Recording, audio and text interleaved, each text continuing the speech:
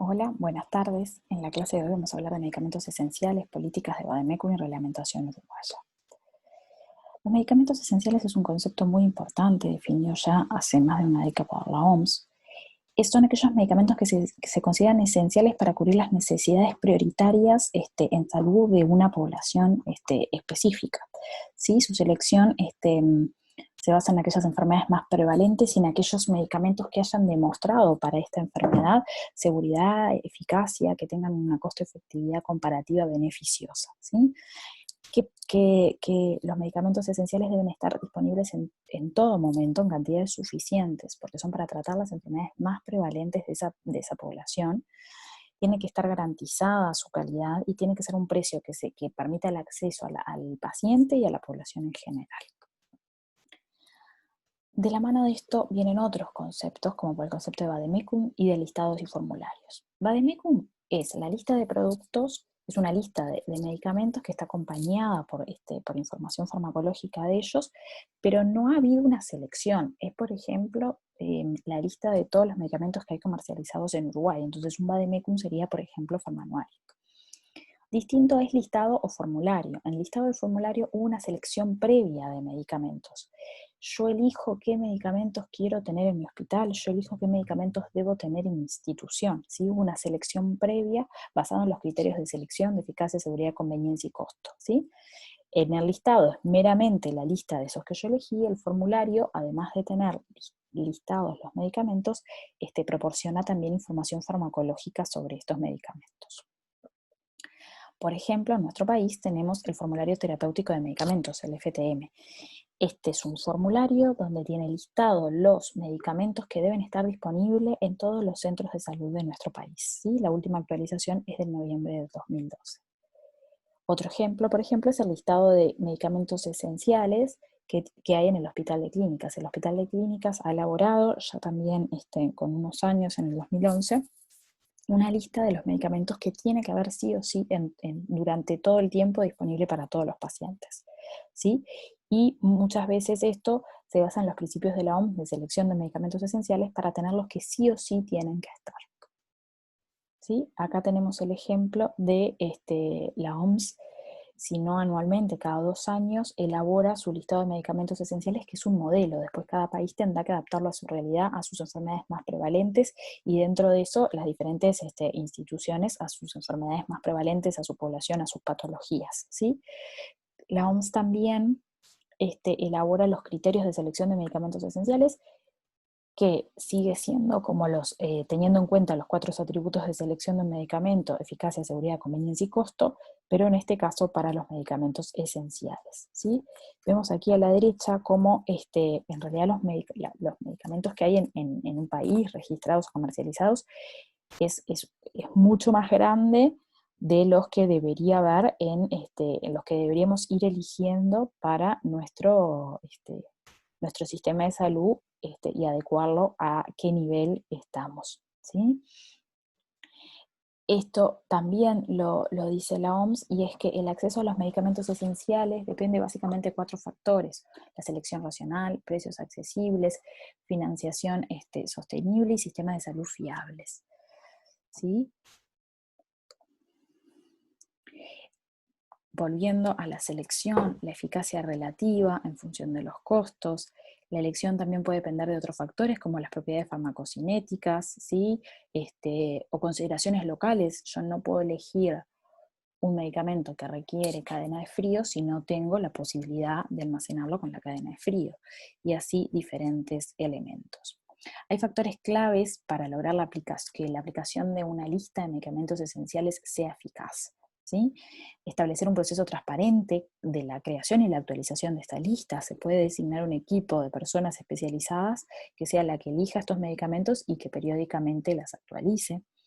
Es necesario que esa lista esté vinculada a las pautas clínicas locales de diagnóstico o tratamiento. No podemos tener una pauta de una patología que tiene tales medicamentos y en mi listado no tener esos medicamentos. ¿Sí? La lista y los protocolos además tienen que estar totalmente al alcance de los médicos, de quienes van a usar eso todo el tiempo. ¿Sí? Tenemos que tener claro ¿Cuál es la autoridad jurídica administrativa de mi lista? Bueno, la lista del Hospital de Clínicas rige para el Hospital de Clínicas, y así en las diferentes situaciones.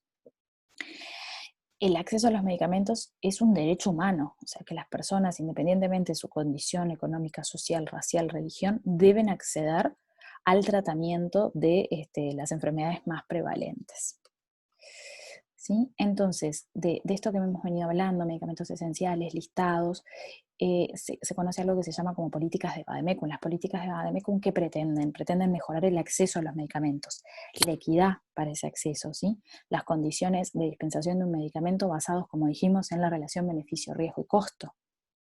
Y este tipo de política, justo la prescripción racional, el uso de guías, la monitorización de las respuestas terapéuticas, son los son pilares para promover el uso racional de medicamentos.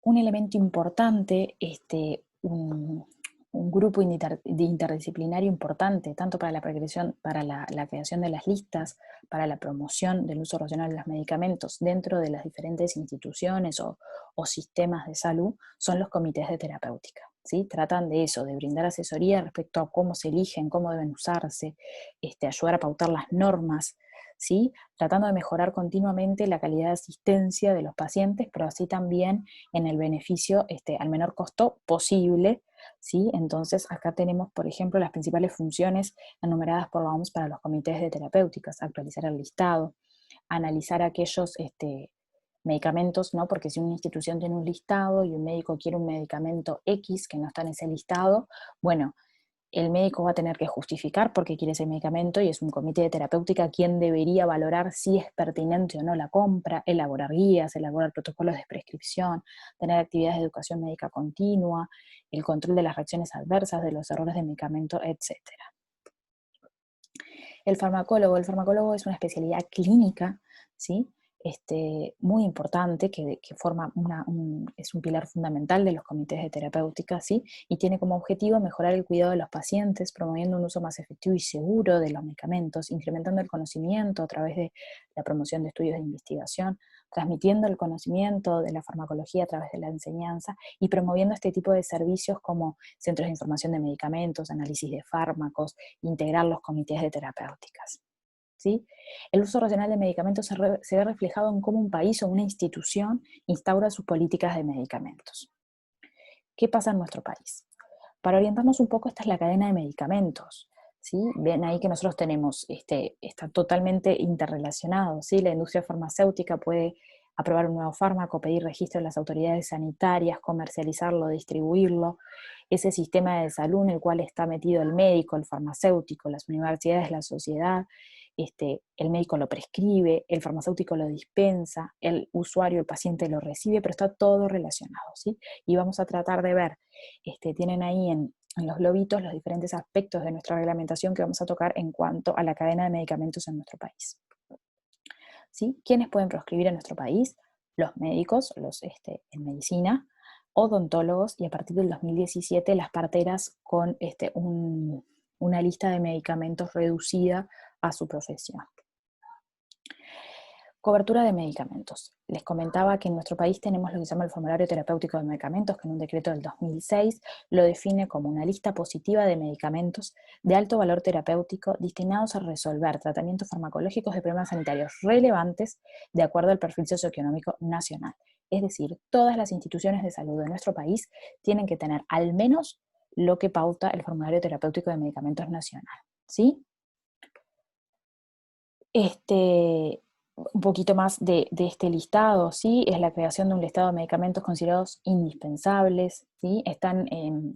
Ustedes tienen acceso a esto en el link en el curso, pero bien, van a ver que están separados por grupos terapéuticos sin principios activos, que en el costado van a tener un nivel de prescripción, es decir, hay algunos medicamentos que se van a poder usar de forma ambulatoria, otros solo internado, otros por algunos especialistas en particular, ¿sí? Y bueno, y desde que en nuestro país tenemos un sistema nacional integrado de salud, todos estos medicamentos son las prestaciones mínimas medicamentosas que debe tener cada institución.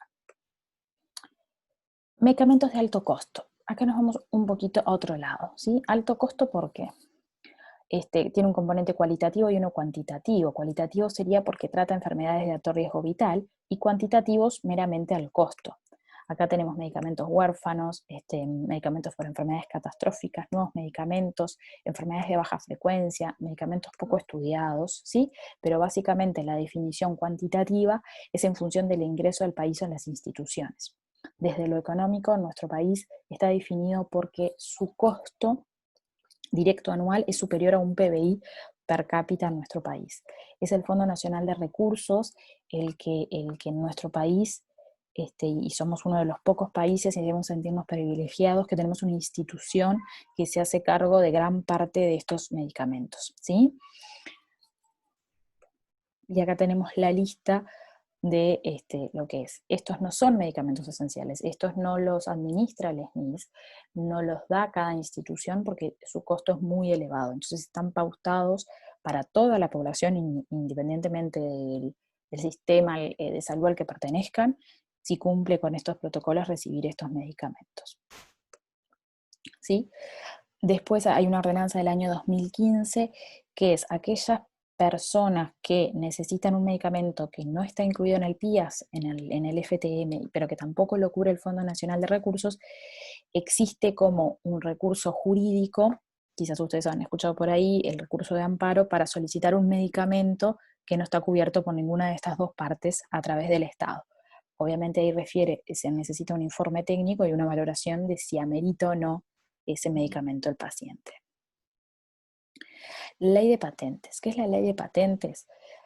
Originariamente los medicamentos, los productos farmacéuticos no estaban patentados, ¿sí? Hasta que en 1990 en Estados Unidos, a través de un acuerdo sobre los derechos de la propiedad intelectual del comercio, el ADPIC, se lleva al consenso de que tienen que ser patentados, ¿sí? Las patentes van a depender de cada territorio, o sea, de cada país, y tienen un periodo, ¿tá? Esta ley que pretende proteger la innovación intelectual de algo ha tenido bastantes inconvenientes en cuanto al acceso de medicamento, ¿sí? ¿Por qué? Porque un nuevo medicamento es patentado, y ¿esto qué quiere decir? Que el laboratorio que lo inventó, por X tiempo, tiene el original y nadie puede copiar esa molécula de síntesis. Entonces, por un tiempo es como que ese laboratorio es el único que tiene ese medicamento y por lo general lo tiene a un costo elevado, lo que disminuye el acceso. Entonces, la ley de patentes está teniendo algunos problemas que se traducen en el acceso de medicamentos. Nuestro país, el ADVIC, lo que implica es que todo país de la Organización Mundial del Comercio debe cumplir con esta ley, y nosotros somos parte de la Organización Mundial del Comercio. ¿Sí? Entonces, con este decreto desde 2007, estamos regidos por la ley de patentes. En nuestro país la ley de patentes, es decir, a partir de una nueva solicitud, dura 20 años ese monopolio, por así decirlo, para ese medicamento. ¿Sí? Las políticas de genéricos es otra herramienta de las políticas que tratan de mejorar el acceso a los medicamentos, ¿sí? Los medicamentos genéricos son una importante herramienta porque es una forma de competir en el mercado farmacéutico, lo que se traduce en disminuir los precios y por ende acceder mejor a los medicamentos, ¿sí? Bajo este nombre hay varios marcos legales. Vamos a ver si podemos explicar esto. Desde el punto de vista legal, es de la patente, es decir, una vez que el original ha caducado su patente, o en nuestro país ese medicamento no tiene una patente, varios laboratorios pueden comercializar ese principio activo. Desde el punto de vista farmacoclínico, un medicamento genérico es cuando nosotros logramos demostrar que mi molécula, igual al original, ¿sí? Es bioequivalente desde el punto de vista farmacocinético, entonces podemos usar indistintamente una marca de otra. ¿Ah? Y acá, cómo los diferentes países de la región han ido trabajando en la política de genéricos. Nosotros lo que tenemos como política de genéricos como país es la obligación de incluir la denominación común internacional en las recetas, es decir, yo en las recetas debo poner el principio activo y no la marca comercial, siempre y cuando esto sea posible. Entonces eso le saca el peso a las instituciones de solo tener que comprar X marca, es decir, es lo mismo, por ejemplo, usar omeprazol de marca A, B, C, Z. ¿Tá? Entonces yo prescribo omeprazol, no pongo el nombre fantasía o la marca comercial. ¿Sí? Y a nivel de la dispensación, en todos los servicios de nuestro país, existe la posibilidad de sustituir a nivel de farmacia por un medicamento con igual principio activo, esto que yo les decía. Yo mando omeprazol A, incorrectamente puse la marca comercial, el farmacéutico en la institución tiene la potestad de darle omeprazol B porque es lo mismo, ¿sí? Argentina y Brasil han avanzado bastante más en las políticas de genéricos, ¿sí? Por ejemplo, en Brasil existen las farmacias de genéricos, donde se venden medicamentos que en la cajita dice genérico, sin marca, sin nombre, sin laboratorio, solo el principio activo, una molécula que demostró ser bioequivalente al original y que por ende se vende de esa manera, y al no tener un laboratorio promotor, una marca comercial, un nombre fantasía, es mucho más accesible a la población. Y tienen ahí los diferentes aspectos que ya han trabajado Brasil y Argentina. Entonces yo les decía que un fármaco genérico tiene que mostrar bioequivalencia. ¿Qué es bioequivalencia? Yo tengo el fármaco A original y el fármaco B, que es el mismo principio activo, ¿sí? Para demostrar que yo los puedo intercambiar, que puedo usar indistintamente A, B, B o A, hago un estudio de bioequivalencia, ¿sí? Tengo que demostrar que farmacocinéticamente no varían demasiado, aceptando para la bioequivalencia una diferencia de más o menos 20% en los parámetros farmacocinéticos de la curva de concentración-tiempo. ¿Sí? Y este es el decreto del 2000, modifica en el 2013, si no me equivoco, el decreto del 2007, por lo cual establece la obligatoriedad de la realización de estudios de bioequivalencia, esto que yo les decía, para registrar un principio activo, que es el mismo del que ya estaba, y poder intercambiar uno por otros. ¿Sí? Entonces, nosotros en nuestro país tenemos un decreto que nos obliga a consignar el nombre genérico del medicamento, el principio activo, salvo estas excepciones. ¿Por qué? Porque en estos medicamentos, en estos principios activos que están ahí, carbamazepina, fenitoína, digoxina, tiene una gran variabilidad, tiene un rango estrecho, entonces hay mucha diferencia entre las marcas. Yo no puedo usar un día marca A de warfarina y al otro marca B, ¿sí? Entonces en esos casos, sí, yo puedo y debo prescribir la marca comercial. En todas las otras situaciones no es necesario y el decreto nos obliga a consignarlo por principio activo. Las recetas. ¿Qué son las recetas? Es un documento normatizado por el cual aquellos facultativos autorizados a prescribir le dan al paciente lo que la farmacia debe dispensar, ¿sí? En un decreto ya bastante viejo, pero aún actual, ¿sí? Es la orden expedida por la persona que puede, en nuestro país médico, odontólogo, partera, del medicamento que debe recibir el paciente. Y eso se ve materializado en una receta, por lo general a papel, y hoy en día ya contamos con muchas recetas electrónicas. ¿Sí? Existen diferentes tipos de receta, entonces, están aquellos medicamentos de venta sin receta, ¿sí? Que son aquellos de venta libre, y acá viene enganchado con la publicidad. Los de venta libre se puede hacer propaganda en medios masivos, ¿sí? Y los de venta sin receta también están los del control médico recomendado, pero estos no pueden tener una publicidad en medios masivos.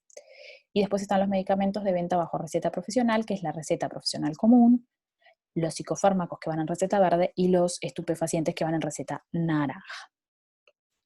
Y acá repasamos un poquito eso de las recetas. En nuestro país esta es la reglamentación. La receta anaranjada es para estupefacientes, como pueden ser opiáceos.